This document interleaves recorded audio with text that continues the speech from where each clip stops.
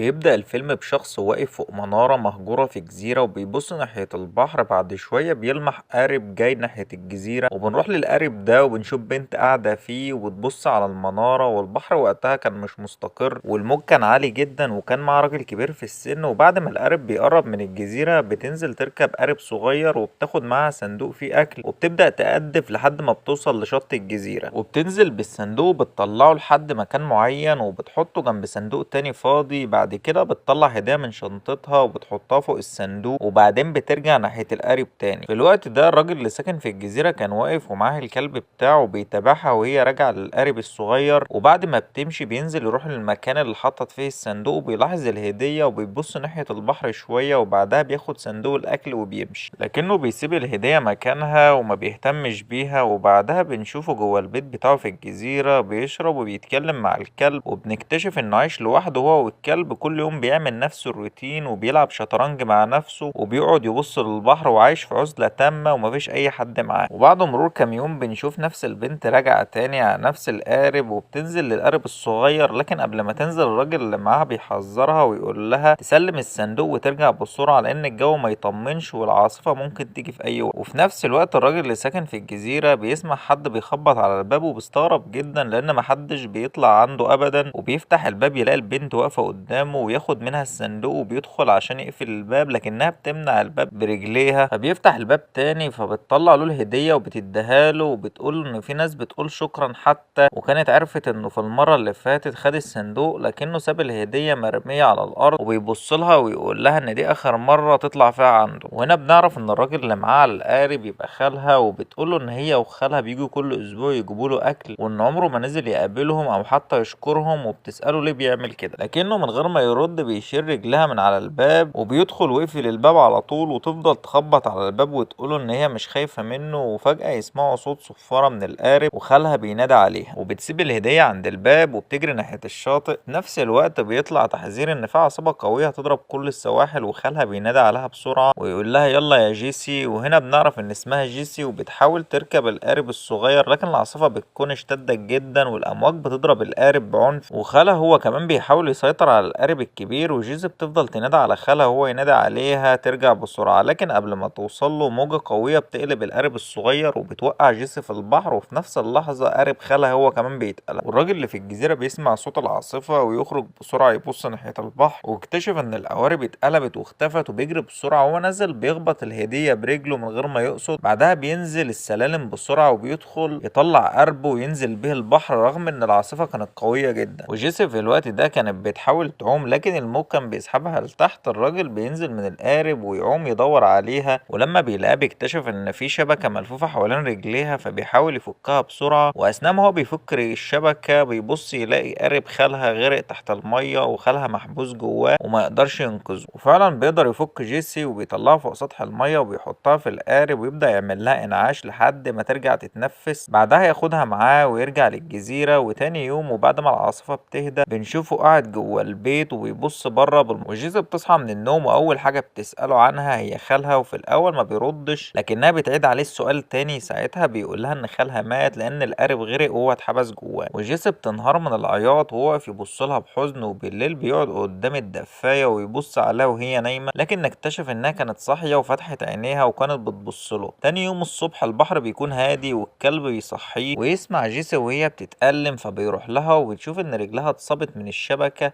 اللي كانت ملفوفة عليها والجرح عامل زي ورم كبير، وبيفك لها الشاش ويحط لها تلج على رجلها عشان يخفف الورم. وبتسأله ليه ما اتصلش بحد ولا حتى بالشرطة، وبتسأله مين يعرف ان هي موجودة في الجزيرة دي، لكن بيطلب منها ترتاح دلوقتي ويسيبها ويقعد على الكرسي بتاعه وهو بيشرب. جيسي تفضل تبص له وتقول له انه لازم يرجعها وان هي مش هينفع تفضل في المكان ده. وبعدين تسأله هو ليه عايش في الجزيرة دي، وان خالها قال لها ان المنارة متوقفة عن الشغل بقالها سنين. وبتسأله هو بيعمل ايه هنا، وبيرد عليها ان مفيش حد هيجي يدور عليها لان امها متوفية من سنين وهي اصلا ما تعرفش ابوها، وخالها هو اللي كان بيربيها وما بقاش ليها حد غيره. وبتتصدم من كلامه وبتسأله عرف ده كله منين، لكنه ما بيجاوبش عليها وبيلبس الجاكيت بتاعه وبياخد الكلب ويخرج بره البيت. واول ما بيبعد جيسي بتقوم بالعافية بسبب رجليها وبتبص من الشباك وتتأكد انه مش بعيد. وبعدها تبدأ تفتش في الادراج لحد ما بتلاقي سكينة، وفجأة بتسمع صوت الكلب وبتعرف ان هم راجعين، وبتمسك السكينة وبتخبيها تحت تحت المخدة وبترجع تنام وتعمل نفسها انها ما قامتش من مكانها وهي خايفة. وبيرجع الراجل يقعد على الكرسي بتاعه وبيسمع جيسي وهي بتعيط لكنه بيكون مش عارف يقول لها ايه. وبالليل جيسي وهي نايمة بتبدأ تحلم ويقوم بسرعة يروح لها ويقعد جنبها على السرير ويحاول يهديها لكنها بتتخض اول ما بتفتح عينيها وبتسحب السكينة اللي كانت مخبيها تحت المخدة وبتوجهها ناحيته وبيبص لها بهدوء ويقول لها ده كان مجرد كابوس ما تخافيش. وبعدين بياخد السكينة من ايدها من غير ما يأذيها ويقول لها انه عارف انها خايفة وكمان عارف ان رجلها وجعاها. بعدها بيمسك السكينة وبيوراها الطريقة الصح انها تمسكها بيها وبيقول لها ما تهاجمش وهي خايفة، لازم تبقى هادية ومركزة وبيحذرها انها تمسك السكينة كويس. بعدها بيفك الرباط من على رجليها ويشوف الجرح ويلاقي الورم لسه موجود. وتاني يوم الصبح بيشيلها ويدخلها الحمام وبعدها بيعمل لها الفطار. بعد كده بيقعد يرسم الكلب وهي تفضل قاعدة تتفرج عليه شوية وبعدين بترجع تنام وبيشغل الدفاية وينام هو على الكرسي. وفي اليوم اللي بعده يقوم يعمل الفطار تاني وبنشوف جيسي قاعدة بره البيت جنب الكلب بينما هو قاعد بيلعب شطرنج لوحده. بتفضل تبصله وهو بيلعب وفجأة بتقوله حرك الملك للمربع التاني وبتقوله انت كده كسبت.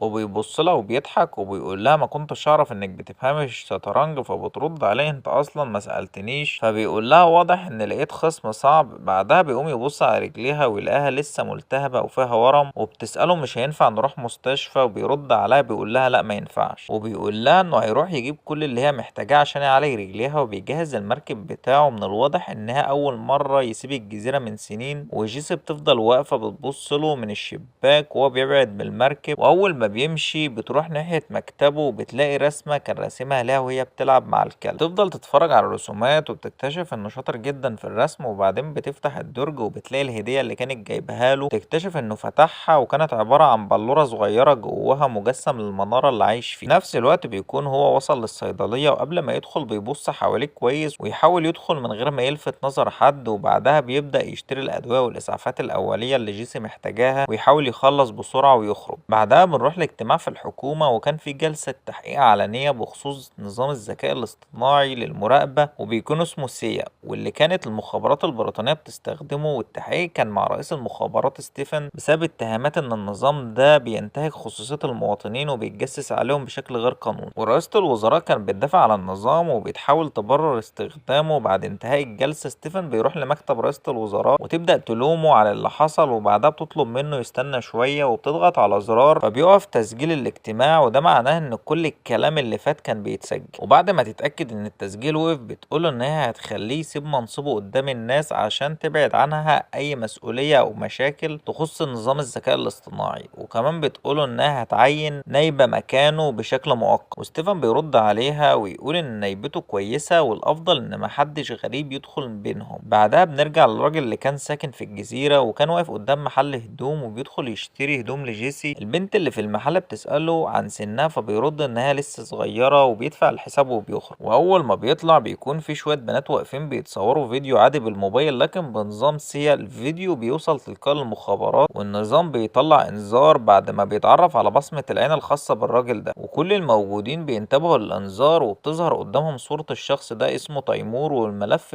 بتاعه بيقولوا انه مطلوب في قضية تفجير السفارة البريطانية في الجزائر وان عليه تهم كتير خاصة بعمليات تخريب. ورئاسة المخابرات بتطلب منهم يحددوا مكانه بسرعة وبيعرفوا ان مكانه في جزيرة باسكتلندا فبتسألهم عن اقرب قوة موجودة في المنطقة وبتأمرهم يتحركوا فورا. وفي نفس الوقت يرجع الراجل البيت عند جيسي وبيفك الرباط من على رجليها وبيعالج الجرح وبعدها يديها الهدوم اللي اشتراها. وجيسي بتطلب تغير هدومها ولما بتخرج بيبان انها عجبتها. وبالليل وهم قاعدين بيتعشوا بيسمع صوت جاي من بره وبيقوم بسرعة يبص يلاقي مركب داخل على الجزيرة وبيستغرب لان محدش بيجي المكان ده. وبيبص من الشباك ويتأكد ان في ناس نزلوا فعلا على الجزيرة وعلى طول بيبدأ يجهز نفسه. وجيسي بتسأله في ايه بيقول لها تدخل الحمام وتستخبى وما تطلعش ولا تعمل اي صوت لحد لما يرجع لها. وبتمسك السكينة اللي كانت على الترابيزة وبتدخل الحمام وبتقفل على نفسها وهي مرعوبة. اما هو فبيطلع بره وبيكتشف ان اللي وصلوا قوات مسلحة ومن الواضح ان كان مجهز الجزيرة لأي هجوم ممكن يحصل. بيمسك السكينة ويروح يقطع حبل كان مجهزه قبل كده. وفي نفس الوقت بنسمع واحد من اللي بيقودوا العملية بيقول يطفي جهاز الاتصال. اول ما تحددوا الهدف اقتلوه، واول ما يقطع الحبل صخرة كبيرة بتقع على مجموعة من افراد القوة دي، وفي نفس اللحظة شبكة كانت مستخبية بتطلع وبتسحب واحد منهم ناحية البحر، وبتبدأ المواجهة والضرب بيشتغل في كل مكان، وبيشغل انوار قوية في الجزيرة عشان يعميهم ما يعرفوش يحددوا مكانه. وواحد من افراد القوة دي بيطلع فوق التل وبيدور عليه، والراجل بيجري بسرعة وبيرمي ازازة فيها بنزين وبعدها بيضربها بالنار فبتولع في الضابط ده. لكن الضابط التاني بيهاجمه بالسكينة، بيقعوا من فوق التل وهم بيتخانقوا. وفي ناحية البيت واحد من افراد القوة ده بيقرب من الباب وبيشوف الكلب، واول ما جاك بيحاول يهجم عليه بيضربه ويموته. وجيسي بتسمع كل اللي بيحصل من جوه وبتكون مرعوبة، والضابط يدخل البيت وبيلاقيها مستخبية ويطلب منها